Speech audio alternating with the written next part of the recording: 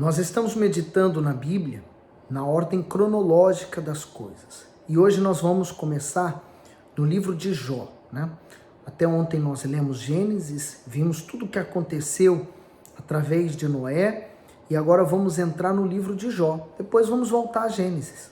Estamos lendo de ordem cronológica e lembrando que o suposto autor do livro de Jó foi Moisés. Então, é algo que aconteceu nesse período da criação, Noé e etc. E agora nós vamos ler sobre ele. Depois, com certeza, nós vamos voltar lendo a respeito de Abraão, porque foi onde nós terminamos na história de ontem, lembra-se? Então hoje, Jó, capítulo 1. E aí o Bispo Macedo, na Bíblia, ele começa dizendo assim, ó, o livro de Jó inicia um relato de quem ele era, um homem de valores espirituais e morais, de caráter justo e com um modo de viver irrepreensível. Todas as suas escolhas eram pautadas no temor ao Altíssimo. Por isso, ele se afastava do pecado. Jó tinha uma conduta exemplar, a ponto de ser reconhecido e elogiado pelo próprio Deus. Mas sua fé e fidelidade se tornaram alvo da dúvida lançada pelo diabo, que chegou a acusá-lo de interesseiro. O Eterno permitiu que o sofrimento chegasse à vida de Jó, mas ele tinha plena certeza de que o seu servo seria aprovado. Diante disso, subitamente ele perdeu tudo: riqueza, família e saúde. Muitos de nós podemos nos reconhecer nos questionamentos e nas palavras de dor pronunciadas por Jó, pois em meio às aflições nem sempre conseguimos enxergar os propósitos divinos ou a oportunidade de honra futura por meio da restauração. No final, ele reconhece suas imperfeições e superficialidade nas questões espirituais. Aprendemos com isso que, por mais terríveis que sejam os acontecimentos na vida do justo, eles colaboram para o seu bem e para o seu crescimento. Então, esse livro de Jó nos ensina muito. É uma história, né? Com certeza ela é verídica, ela aconteceu, não é um fato de poesia, por exemplo, como nós conhecemos, que é algo que simplesmente não condiz com a verdade, fantasioso, é isso, essa palavra. Mas é um fato verídico, é um fato verdadeiro. Então nós vamos mergulhar nesse livro agora. Começa assim: havia um homem na terra de Uz, cujo nome era Jó. E era este homem íntegro, reto e temente a Deus, e desviava-se do mal. Olha, não muito diferente de Noé. Apesar daquele pessoal da época de Noé estar corrompido, perdido, Noé se manteve firme na posição da fé dele, né, na crença dele. Então, Jó também. Ele permanecia, apesar das pessoas estarem fazendo o que era errado e às vezes até se dando bem, ele manteve uma fé firme em Deus. No 2, e nasceram-lhe 7 filhos e 3 filhas. E o seu gado era de 7.000 ovelhas, 3.000 camelos, 500 juntas de boi e 500 juntas jumentas. Eram também muitíssimos os servos a seu serviço, de maneira que este homem era maior do que todos os do Oriente. Então, olha o meio que eles tinham para ver a fortuna da pessoa, né? Não era contada como hoje, né? Vai na conta do banco ver os dígitos que a pessoa tem. Não, era contado com o que ele possuía. O 4. E iam seus filhos à casa um dos outros e faziam banquetes, cada um por sua vez, e mandavam convidar as suas 3 irmãs a comerem e beberem com eles. Sucedia, pois, que decorrido o turno de dias de seus banquetes, enviava Jó e os santificava, e se levantava de madrugada e oferecia holocausto segundo o número de todos eles. Porque dizia Jó: porventura pecaram meus filhos e amaldiçoaram a Deus no seu coração. Assim fazia Jó continuamente. E eu tiro aqui desse versículo o seguinte: os filhos dele não faziam isso, não tinha essa preocupação, mas ele tinha. É a preocupação dos pais, né? mas a salvação é algo que a gente nunca pode esquecer, ela é individual. O mesmo respeito, carinho, temor, reverência que Jó tinha para com Deus, os filhos não herdaram. Quer dizer, como a maldição familiar, né? Um espírito que está atuando naquela linhagem. Eles vão se tornar herança para os filhos, mas a bênção não. E aí o comentário do bispo diz assim: o pai era o sacerdote da própria família. Jó era um pai dedicado e cumpria com esmero o seu papel. Ele era o homem mais rico de todo o Oriente, mas considerava que sua maior riqueza não era a material, e sim o seu temor a Deus. Por isso, desejava que seus filhos também temessem ao Senhor. Para isso, Jó manifestava a fé por meio das obras justas, orando e fazendo constantes ofertas de sacrifício em favor dos seus familiares. As atitudes desse homem servem de exemplo àqueles que desejam abençoar seus familiares. E aí, seguindo agora, né, para os 6. E num dia em que os filhos de Deus vieram apresentar-se perante o Senhor, veio também Satanás entre eles. E essa história aqui, ela é muito reveladora, né? Quer dizer, houve uma congregação, as pessoas estavam reunidas para buscar a Deus, mas Satanás também veio até eles. E aí Deus viu, olha só a conversa.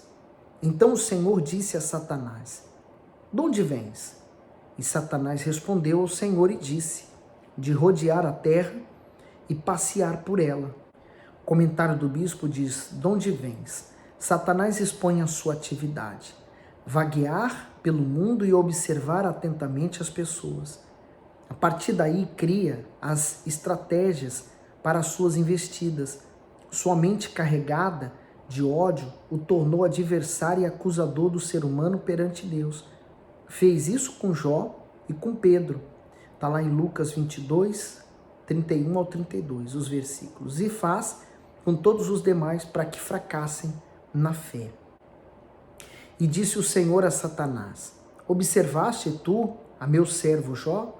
Porque ninguém há na terra semelhante a ele, homem íntegro e reto, temente a Deus e que se desvia do mal. Então, a característica, né, de Jó chamava a atenção de Deus, porque não havia só Jó naquela congregação, mas havia outras pessoas. O comentário do bispo diz assim: diante de todos os habitantes, Jó se destacava por suas qualidades espirituais, por isso o Todo-Poderoso via e se lembrava constantemente dele. Ao enaltecer a fidelidade de Jó e chamá-lo de meu servo, o Senhor o honrou perante os seus anjos e Satanás. Isso significa que os verdadeiros servos são aqueles que possuem uma conduta íntegra e sincera. A reputação destes é vista e considerada pelo próprio Deus, pois são eles que glorificam o seu nome neste mundo. Apesar que Deus olhou para dentro de Jó, e Satanás não pode olhar para dentro do ser humano, ele deduz. Então 9, então respondeu Satanás ao Senhor e disse: porventura teme Jó a Deus em vão? Porventura tu não cercaste de sebe, é uma cerca, né? A ele e a sua casa e tudo quanto tem? A obra de suas mãos abençoaste, e o seu gado se tem aumentado na terra. Então, Satanás estava olhando para as consequências da oração, do sacrifício diário que ele fazia pelos filhos, quer dizer, tudo aquilo ali fazia Deus proteger a ele e toda a sua família. Mas ele está falando assim: porventura teme Jó a Deus em vão? Quer dizer, como o Senhor protege ele, por causa disso é que ele é fiel, porque se for retirado isso dele, ele não vai ser fiel. Então aqui está um grande exemplo para nós, que nós não podemos ter o nosso coração em nada deste mundo. O comentário diz assim, ó, do 9 ao 10. Teme Jó a Deus em vão? Satanás não desistiu de atacar Jó perante o Altíssimo. Ele insinuou que um homem é capaz de servir ao Senhor com retidão, sem ser recompensado por isso. Veja que enquanto o Eterno testemunha que os seus servos são inocentes, o diabo trabalha a fim de declará-los culpados. Ao acusar Jó daquela forma, Satanás quis dizer que os seres humanos servem a Deus apenas por interesse e que jamais seria possível uma aliança divina com eles, pois seriam incapazes de adorá-lo desinteressadamente. Seguindo para o 11. Mas estende a tua mão e toca-lhe em tudo quanto tem, e verás se não blasfema contra ti na tua face. Aí o comentário diz assim: verás se não blasfema contra ti. Com habilidade, Satanás questionou a intenção da espiritualidade de Jó. O diabo tem aptidão para acusar e mostrar ao Todo-Poderoso o pior de cada pessoa. Ele age como se estivesse em um jogo, como fez no Éden, quando instigou o ser humano contra Deus. Agora, no caso de Jó, ele tentava incitar Deus contra o ser humano. Satanás não se impressiona com títulos ou obras de ninguém, mas põe em dúvida a motivação por trás de cada atitude das pessoas. Quando surgirem os problemas, aqueles que buscam ao Altíssimo de forma egoísta e interesseira não permanecerão em sua presença. E seguindo para o 12. E disse o Senhor a Satanás: eis que tudo quanto ele tem está na tua mão. Somente contra ele não estendas a tua mão. E Satanás saiu da presença do Senhor. E sucedeu um dia em que seus filhos e suas filhas comiam e bebiam vinho na casa de seu irmão primogênito, que veio um mensageiro a Jó e lhe disse: os bois lavram e as jumentas pastam junto a eles. E deram sobre eles os sabeus e o tomaram. E aos servos feriram ao fio da espada. E só eu escapei para trazer-te a nova. Estando este ainda falando, veio outro e disse: fogo de Deus caiu do céu e queimou as ovelhas e os servos e os consumiu, e só eu escapei para trazer-te a nova. Estando ainda este falando, veio outro e disse, ordenando os caldeus 3 tropas, deram sobre os camelos e tomaram, e os servos feriram ao fio da espada, e só eu escapei para trazer-te a nova. Estando ainda este falando, veio outro e disse, estando teus filhos e tuas filhas comendo e bebendo vinho em casa de seu irmão primogênito, eis que um grande vento sobreveio da além do deserto e deu nos 4 cantos da casa, que caiu sobre os jovens e morreram, e só eu escapei para trazer-te a nova. Então Jó se levantou e rasgou o seu manto, e rapou a sua cabeça, e se lançou em terra e adorou, e disse, nu saí do ventre da minha mãe, e nu tornarei para lá. O Senhor o deu, e o Senhor o tomou. Bendito seja o nome do Senhor. Em tudo isto Jó não pecou, nem atribulou a Deus falta alguma. O comentário do bispo diz, Jó perdeu tudo o que tinha. Seu valioso patrimônio foi saqueado e destruído. Seus filhos foram mortos de uma só vez. E dos seus empregados sobraram apenas aqueles que lhe trouxeram as notícias. Da família feliz e próspera agora só restava desolação. Ao voltar do sepultamento de todos os seus filhos, Jó deveria estar com a alma angustiada, vivendo os piores momentos da sua vida. E o diabo à espreita, aguardava apenas o momento em que ele blasfemaria contra Deus, pois estava certo de que ninguém seria capaz de permanecer firme na fé diante de tamanha destruição.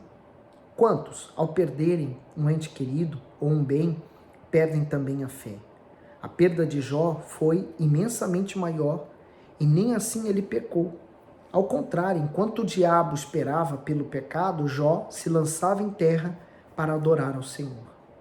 Não havia naquele tempo também o entendimento de que era o diabo fazendo aquilo, né? Então ele fala que era o Senhor tirou, o Senhor deu, o Senhor tirou. Então o entendimento dele era que tudo vinha de Deus. Tem muita gente assim, né? Que ela pensa que as desgraças também vêm de Deus, o mal vem de Deus. Aliás, os próprios discípulos, quando viram cego de nascença, eles perguntaram, quem pecou? Foi ele ou foi seus pais, né? O ser humano é assim, ele pensa que tudo é Deus, Deus que está punindo, Deus que está castigando, e Deus não está fazendo nada. Pelo contrário, tudo ação do diabo. E como o bispo aqui falou, né? Porque Jó não colocou o coração nas coisas, então ele não blasfemou contra Deus. A vontade do diabo era que ele blasfemasse, mas até ali, Jó não blasfemou. Capítulo 2. E vindo outro dia, em que os filhos de Deus vieram apresentar-se perante o Senhor, veio também Satanás entre eles apresentar-se perante o Senhor. Então, segundo dia, né? Nós já tínhamos visto isso da outra vez e agora é a segunda. Então o Senhor disse a Satanás: de onde vens? E respondeu Satanás ao Senhor e disse: de rodear a terra e passear por ela. E disse o Senhor a Satanás: observaste o meu servo Jó? Porque ninguém há na terra semelhante a ele, homem íntegro e reto, temente a Deus, e que se desvia do mal, e que ainda retém a sua sinceridade, havendo-me tu incitado contra ele, para o consumir sem causa.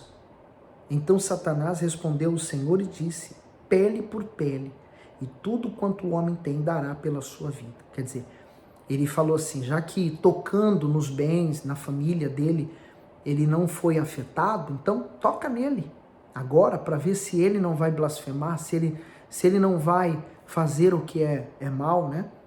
Aí ele diz assim, no 5, porém, estende a tua mão e toca-lhe nos ossos e na carne, e verás se não blasfema contra ti na tua face.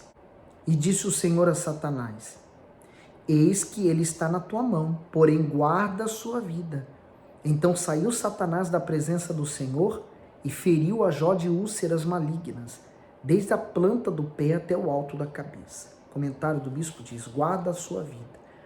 Apesar de tanto ódio, planos ardilosos, o diabo não pode fazer nada na vida dos fiéis a Deus, sem a devida permissão do Altíssimo. Jó foi atingido em seus bens, na sua família e na sua saúde. Todas as investidas malignas contra os filhos do Altíssimo têm o objetivo de destruir a comunhão deles com o Senhor, para que percam a salvação. Em contrapartida, tudo que ele permite que os seus servos passem, por mais doloroso que seja, visa ao aperfeiçoamento da fé. Cabe ao servo enxergar de maneira espiritual suas lutas, permanecer de pé com confiança e aprender com o ensinamento. É natural. Deus não vai permitir agora que Satanás mexa com você. Aqui Jó serviu como exemplo, a história de Jó serviu como exemplo, mas também nos revela como que o diabo age, né, por trás, criando os problemas, fazendo as coisas. Então, quando você então cria uma revolta dentro de você e busca Deus, Deus te livra da ação dele. No 8. E Jó tomou um caco para se raspar com ele, e estava assentado no meio da cinza. O comentário diz assim: assentado no meio da cinza, o pai dedicado aos filhos, o sacerdote da família, o marido exemplar e o bem-sucedido homem de negócios, respeitado em todo o Oriente, agora se vê sentado sobre cinzas. Os tumores, com erupções inflamadas, cheias de coceira e infestadas de vermes, espalharam-se por todo o corpo de Jó. As feridas provocaram uma febre tão forte que ele teve alucinações. As dores agudas que Jó sentia atingiram até mesmo os seus ossos. O 9. Então sua mulher lhe disse: ainda retens a tua sinceridade? Amaldiçoa a Deus e morre. Porém ele lhe disse: como fala qualquer doida, falas tu. Receberemos o bem de Deus e não receberíamos o mal? Em tudo isso não pecou Jó com seus lábios. É muito forte, né? A própria mulher instigando ele a amaldiçoar a Deus e morrer, né? Olha só, é claro, eu imagino que o próprio diabo usando a boca dela para falar isso com ele, né? Aí o bispo Macedo escreve: ainda retens a tua sinceridade? Por não suportar as perdas e o estado de dor e humilhação do marido, a esposa de Jó o aconselhou a amaldiçoar a Deus e morrer. Sua boca foi o instrumento para induzir Jó a fazer exatamente o que o diabo queria que ele fizesse. Esperamos incompreensão e palavras duras por parte das pessoas mais distantes, mas dos mais íntimos, ansiamos por força e amparo nos momentos difíceis. Porém, os desestímulos podem vir daqueles que mais amamos. Mesmo em sofrimento, Jó manteve a sua fé e resistiu à insensatez da sua esposa. Seguindo para o 11. Ouvindo, pois, 3 amigos de Jó todo este mal que tinha vindo sobre ele, vieram cada um do seu lugar. Elifaz, o temanita, Bildade, o suíta, e Zofar, o naamatita, e combinaram condoer-se dele para o consolarem. E levantando de longe os seus olhos, não o conheceram. E levantaram a sua voz e choraram, e rasgaram cada um seu manto, e sobre as suas cabeças lançaram pó ao ar. E assentaram-se com ele na terra 7 dias e 7 noites. E nenhum lhe dizia palavra alguma, porque viam que a dor era muito grande.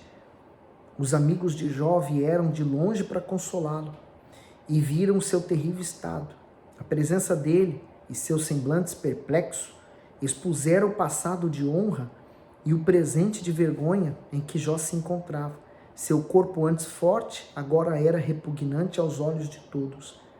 Até então Jó havia resistido firme, mas a serenidade vai embora e ele rasga a alma, lamentando e amaldiçoando o dia do próprio nascimento, que é o que nós vamos ver agora no capítulo 3, né? Mas esses amigos, ao invés de consolarem, entraram foi em desespero. Olha o capítulo 3. Depois disto, abriu Jó a sua boca e amaldiçoou o seu dia. E Jó falando disse: pereço o dia em que nasci, e a noite em que se disse, foi concebido um homem. O comentário do bispo diz: abriu Jó a sua boca. Jó estivera em silêncio com seus amigos por 7 longos dias. Ao decidir falar, suas palavras estavam carregadas de angústia. Elas revelaram seu desespero diante de tanta dor, a ponto de amaldiçoar o dia do próprio nascimento. Devemos lembrar que a visão que este servo tinha do seu Senhor era muito limitada. Naquela época, o Altíssimo não falava com o homem diariamente. Ao contrário, entre uma manifestação divina e outra, passava-se anos, como aconteceu com o próprio Abraão. Além disso, Jó não tinha as escrituras e a sua disposição para se fortalecer na fé e entender melhor os desígnios divinos como nós temos hoje. Sabe, a pessoa que normalmente é orgulhosa, dificilmente ela vai reconhecer também a sua fragilidade, seus erros, né? Aqui Jó está expressando o seu momento de dor, ele está externando a dor que está na alma dele. O silêncio é um problema também. Tem muita gente que pensa: não posso falar que eu estou me sentindo angustiado. E por que não? O próprio Senhor Jesus falou que estava triste antes de ir para o Calvário. Seguindo por 4. Converta-se aquele dia em trevas, e Deus, lá de cima, não tenha cuidado dele, nem resplandeça sobre ele a luz. Contaminem-no as trevas e a sombra da morte. Habitem sobre ele nuvens, a escuridão do dia o espante. Quanto àquela noite, dela se apodere a escuridão, e não se regozije ele entre os dias do ano, e não entre no número dos meses. Quer dizer, ele está se amaldiçoando. Não se esqueça disso, ele está falando sobre ele, aquela dor, ele está falando, né? Ele está expressando a dor que ele está sentindo e amaldiçoando o dia que ele nasceu e que ele não conhecesse a luz, que ele morresse, enfim, a depressão. No 7. Que solitária seja aquela noite, e nela não entre a voz de júbilo, porque normalmente quando nasce uma criança, né, a criança nasce chorando, mas é aplaudido, todos ficam felizes, né? Nasceu. Ele falou: não haja voz de júbilo. Amaldiçoem-na aqueles que amaldiçoam o dia, que estão prontos para suscitar o seu pranto. Escureçam-se as estrelas do seu crepúsculo, que espere a luz e não venha, e não veja as pálpebras da alva. Por que não fechou as portas do ventre, nem escondeu dos meus olhos a canseira? Por que não morri eu desde a madre, e em saindo do ventre não expirei? Por que me receberam os joelhos, e por que os peitos, para que me amassem? Por que já agora jazeria e repousaria, dormiria e não haveria repouso para mim, com os reis e conselheiros da terra, que para si edificam casa nos lugares assolados, ou com os príncipes, que possuem ouro, que enchem as suas casas de prata, ou como aborto oculto, não existiria, como as crianças que não viram a luz. Ali os maus cessam de perturbar e ali repousam os cansados. Ali os presos juntamente repousam e não ouve a voz do exator. Ali está o pequeno e o grande, o servo livre e o seu senhor. Por que se dá luz ao miserável e vida aos amargurados de ânimo, que esperam a morte e ela não vem, e cavam em procura dela, mas do que te tesouros ocultos que de alegria saltam e exultam achando a sepultura? Porque se dá a luz ao homem cujo caminho é oculto e a quem Deus o encobriu? Porque antes do meu pão vem o meu suspiro e os meus gemidos se derramam como água, porque aquilo que temia me sobreveio e o que receava me aconteceu. Nunca estive tranquilo, nem sosseguei, nem repousei, mas veio sobre a mim a perturbação. Quer dizer, aqui está uma grande revelação no final desse capítulo 3, né? Quer dizer, aquilo que está hoje acontecendo com ele, né, que nós estamos lendo, na verdade ele já tinha esse temor. Por isso que ele estava sempre sacrificando pelos filhos, porque ele tinha medo que os filhos pudessem morrer. Ele sacrificava por ele, guardando ele, porque ele tinha medo de ficar doente. Então, quer dizer, todo medo que ele possuía de tudo isso que está acontecendo, aconteceu. O medo trouxe aquelas preocupações. O diabo sabia onde atacar. O diabo fez exatamente aquilo que ele mais temia. O comentário do bispo diz: aquilo que temia me sobreveio. As perdas e as dores têm o poder de revelar o que está guardado no mais íntimo do ser humano. Jó começava a ter a valiosa percepção de si mesmo, quer dizer, ele estava se conhecendo, né? O medo do futuro, de ser abandonado pelo Todo-Poderoso e de perder seus favores estava oculto em sua alma, e isso afligia. As Escrituras afirmam que a fé chama as coisas que não são como se já fossem. Isto é, ela traz à realidade aquilo que ainda não existe. Em contrapartida, o medo também tem o poder criador. Aliado à dúvida, produz tormento e ansiedade. É capaz de destruir a vida de uma pessoa. Mas a fé no Deus eterno traz segurança, quietude e paz. Agora eu convido você a fazer uma reflexão sobre você. Os seus temores, né, as suas preocupações, elas podem sobrevir sobre você. Porque quem confia em Deus não tem temor, não vive com medo, sabe que tudo está no controle de Deus. Agora o capítulo 4 de Jó. Então respondeu Elifaz, o temita, e disse, então esse é um dos amigos dele. O comentário do bispo diz assim, Elifaz, provavelmente era o mais velho dos amigos de Jó, por isso foi dado a ele a prioridade para falar. Em seus conselhos podemos perceber que ele se achava o mais capacitado a exortá-lo. Durante a narrativa do livro, ele faz 3 discursos em que acusa Jó de mentiroso, hipócrita e de pecar contra Deus. Foi o primeiro dos amigos a ser repreendido pelo Todo-Poderoso. Então, aqui nós temos que identificar quem é a fala. A fala agora é desse homem aqui, ele faz. O 2. Se intentarmos falar-te, enfadar-te-ás, mas quem poderia conter as palavras? Eis que ensinaste a muitos e tens fortalecido as mãos fracas. As tuas palavras firmaram os que tropeçavam e os joelhos desfaliçantes tens fortalecido. Mas agora, que se trata de ti, te enfadas?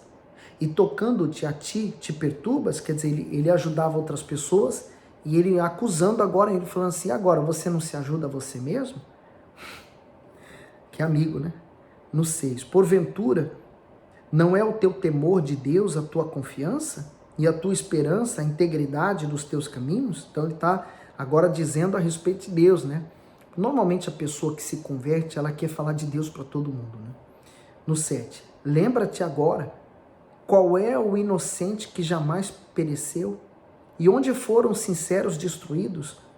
Segundo eu tenho visto, Os que lavram iniquidade e semeiam mal cegam mesmo. Quer dizer, ele falou assim, com certeza você pecou, agora está colhendo, né?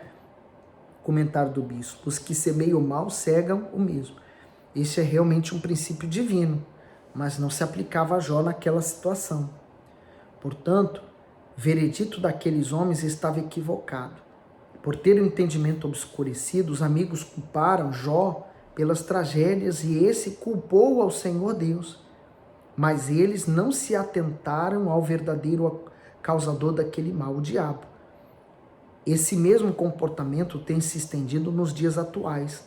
As pessoas têm responsabilizado a Deus por catástrofes, sofrimentos, doenças e fracassos. Enquanto isso, Satanás, o único culpado pelo caos em que se encontra o mundo, tem agido livremente. Seguindo agora para o 9. Com o hálito de Deus perecem, e com o sopro da sua ira se consomem. O rugido do leão e a voz do leão feroz e os dentes dos leãozinhos se quebram. Perece o leão velho, porque não tem presa, e os filhos da leoa andam dispersos. Uma coisa me foi trazida em segredo, e os meus ouvidos perceberam um sussurro dela. Entre pensamentos vindos de visões da noite, quando cai sobre os homens o sono profundo, sobrevieram-me o espanto e o temor, e todos os meus ossos estremeceram. Então um espírito passou por diante de mim, fez-me arrepiar os cabelos da minha carne. Parou ele, porém não conhecia sua feição. Um vulto estava diante dos meus olhos. Houve silêncio, e ouvi uma voz que dizia: seria porventura o homem mais justo do que Deus? Seria porventura o homem mais puro do que o seu Criador? Eis que ele não confia nos seus servos, e os seus anjos atribuem loucura. Quanto menos aqueles que habitam em casas de lodo, cujo fundamento está no pó, e são esmagados como a traça. Desde a manhã até a tarde são despedaçados, e eternamente perecem, sem que isso se faça caso. Porventura, não passa com eles a sua excelência? Morrem, mas sem sabedoria? Então, aqui é o amigo de Jó falando, né? Só vou destacar aqui, ele fala: um espírito passou diante de mim, me fez o cabelo da minha carne se arrepiar. Quer dizer, aqui ele sensivelmente, ele estava revelando que era o diabo, mas não tinha essa percepção. Assim, é aquelas pessoas que sofrem, elas são infelizes, porque o diabo a faz infeliz. É impossível uma pessoa que ela tem um espírito sobre a sua vida, ela ser feliz. Não tem como uma pessoa ser feliz com um espírito imundo. Por isso a necessidade da pessoa se libertar do mal. Jó capítulo 5. Chama agora. Há alguém que te responda? E para qual dos santos te virarás? Quer dizer, agora ele falou assim, já que Deus não te respondeu, para qual dos santos você vai buscar? Meu Deus, olha os amigos. Primeiro a mulher, né? 2. Porque a ira destrói o louco e o zelo mata o tolo. Bem vi eu o louco lançar raízes, porém logo amaldiçoei a sua habitação. Seus filhos estão longe da salvação e são despedaçados as portas, e não há quem os livre. A sua messe o faminto devorará, e até dentre os espinhos atira, e o salteador traga a sua fazenda, porque do pó não procede a aflição, nem da terra brota o trabalho. Mas o homem nasce para a tribulação, mas as faíscas se levantam para voar. Eu não nasci para ser atribulado, não. Jesus falou assim, eu vim para que tenham vida e vida com abundância. No 8. Porém, eu buscaria a Deus, e a Ele entregaria a minha causa. Ele faz coisas grandes e inescrutáveis, e maravilhas sem número. Ele dá chuva sobre a terra e envia água sobre os campos, para pôr aos abatidos no lugar alto, e para que os enlutados se exaltem na salvação. São palavras bonitas, né? Mas naquele momento ele estava acusando Jó de ter pecado. Não esqueça disso. O comentário. ele faz coisas grandes. Poucas pessoas realmente sabem ajudar os aflitos e estimulá-los à fé. Jó carregava um pesado fardo de sofrimento, mas foram raras as palavras de encorajamento que recebeu. Constantemente nos deparamos com pessoas que estão a ponto de desistir da vida, ou que precisam de um sorriso ou de uma palavra de ânimo para voltar a lutar. Seja alguém com sensibilidade e coragem para levar o auxílio a quem precisa. E eu até acrescento, às vezes o que você precisa é apenas desabafar, tirar o que está dentro de você para fora. E muitas das vezes, somente a sua presença do lado daquela pessoa que está passando por uma aflição já é suficiente. Nem precisa falar nada. Aí seguindo o 12. Ele aniquilará as imaginações dos astutos, para que as suas mãos não possam levar coisas algumas a efeito. Ele apanha os sábios na sua própria astúcia, e o conselho dos perversos se precipita. Eles de dia encontram as trevas, e ao meio-dia apanham as apalpadelas como de noite. Porém, ao necessitado livra da espada, e da boca deles, e da mão do forte. Assim, há esperança para o pobre, e a iniquidade tapa a sua boca. Eis que bem-aventurado é o homem a quem Deus repreende. Não desprezes, pois, a correção do Todo-Poderoso, porque ele faz a chaga e ele mesmo a liga, ele fere e as suas mãos o cura. Em seis angústias te livrará, e na sétima o mal não te tocará. Na fome te livrará da morte, e na guerra da violência da espada. Do açoite da língua estarás encoberto, e não comerás assolação quando vier. Da assolação e da fome te rirás, e os animais da terra não temerás. O comentário do bispo diz, na fome te livra da morte. São descritos 7 tipos de sofrimento a que o justo pode ser submetido, mas o Senhor promete socorro e livramento em todos eles. Erroneamente, muitas pessoas pensam que a vida cristã é isenta de aflições. Elas pensam que o Todo-Poderoso poupa seus filhos das dores, mas não é isso que vemos na sua palavra. Os hebreus sofreram como escravos. Elias enfrentou duras perseguições de Acabe e Jezabel. Daniel foi jogado na cova dos leões e Estevão foi apedrejado até a morte. Porém, diante das lutas permitidas pelo Eterno, podemos confiar plenamente, não apenas em seu caráter imutável e fiel, mas também em sua benignidade, em salvar seus filhos no momento certo. E aqui no caso de Jó, esse amigo aqui está falando algo que de fato Deus às vezes permite que venhamos passar por lutas, né? Mas ele nos livra dela, como nós vimos aqui o bispo Macedo explicando. No caso de Jó, a gente sabe quem está por trás daquilo, né? O próprio diabo atuando na vida de Jó para aquilo acontecer. E Jó precisa tirar uma lição disso. Nós vamos entender isso no final do livro. Aí ele diz no 23, porque até com as pedras do campo terás o teu acordo, e as feras do campo serão pacíficas contigo. E saberás que a tua tenda está em paz, e visitarás a tua habitação e não pecarás. Também saberás que se multiplicará a tua descendência e a tua posteridade como a erva da terra. Na velhice irás à sepultura como se recolhe o feixe de trigo a seu tempo.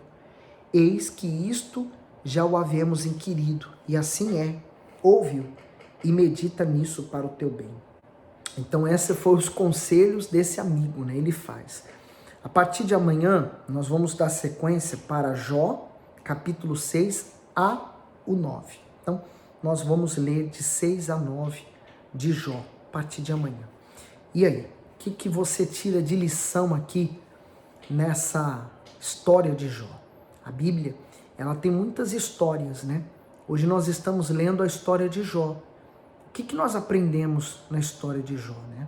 Porque não nos foi oculto, por exemplo, o que o diabo falou com Deus quando houve aquela assembleia.